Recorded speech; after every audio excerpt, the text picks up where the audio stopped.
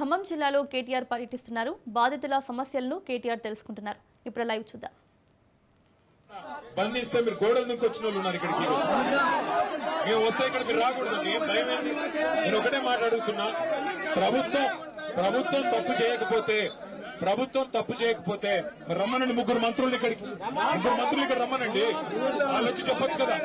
Collector రావాలా, మంత్రులు రావాలా. తప్పు జరగకపోతే మీది తప్పు అయితే వాళ్ళు వచ్చి చెప్పొచ్చు కదా. ఎందుకు ధైర్యం లేదు? తప్పు చేశారు. ఇంకొక మాట నిన్న మొన్న ఆర్టీఓ గారితో ఇల్లు కొలగొట్టించారు. ఇప్పుడంట మంత్రులందరూ మంచోళ్ళంట, ఆర్టీఓ మంచోడు కాదంటే అందుకే ఆయన పంపించారు, ఇక్కడ ట్రాన్స్ఫర్ చేశారు.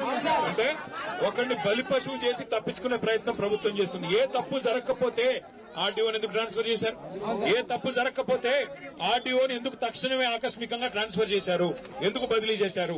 ఈ సమాధానం చెప్పాలి ప్రభుత్వం. మంత్రులకు నిజంగానే ధైర్యం ఉంటే, మంత్రులు తప్పు చేయకపోతే వాళ్ళు ఎందుకు రావట్లేదు ఇక్కడికి? డిప్యూటీ సీఎం పొంగులేటి తుమ్మల రావాలి కదా, వచ్చి మీతో మాట్లాడాలి కదా. అందుకే ధైర్యంగా ఉండండి. మీ కేసీఆర్ అని ఉన్నాడు మీ ఎంబడ, కేటీఆర్ అని ఉన్నాడు, మేము అందరం ఉన్నాం మీకోసం. ఎట్టి పరిస్థితుల్లో మీకు న్యాయం జరిగేదాకా మీతో ఉంటాము. కోర్టుకి పోదాం, మీకు అన్ని కాయిదాలు ఉన్నాయి, కోర్టుకి పోదాం. కోర్టుకు కూడా మీరు రూపాయి ఖర్చు పెట్టుకునే పనిలా మేము పార్టీ తరఫున మేము కొట్లాడతాం, మీకు మేము అండగా నిలబడతాం. దయచేసి ఐకమత్యాన్ని కోల్పోకండి, సంఘటనగా ఉండండి, ఒకటిగా ఉండండి, ధైర్యంగా ఉండండి. అంతేనా? ఓకే, మళ్ళీ వస్తాం, మళ్ళీ మిమ్మల్ని కాపాడుకుంటాం. ధైర్యంగా ఉండండి, ఎవరు కూడా బేజారు కాకుండా మేము మీకు ఏర్పాట్లు చేసే ప్రయత్నం చేస్తాము.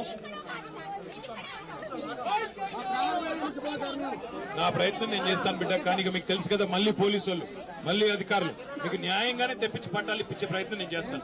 ఓకే, ధైర్యంగా ఉండండి అంతవరకు. Thank you.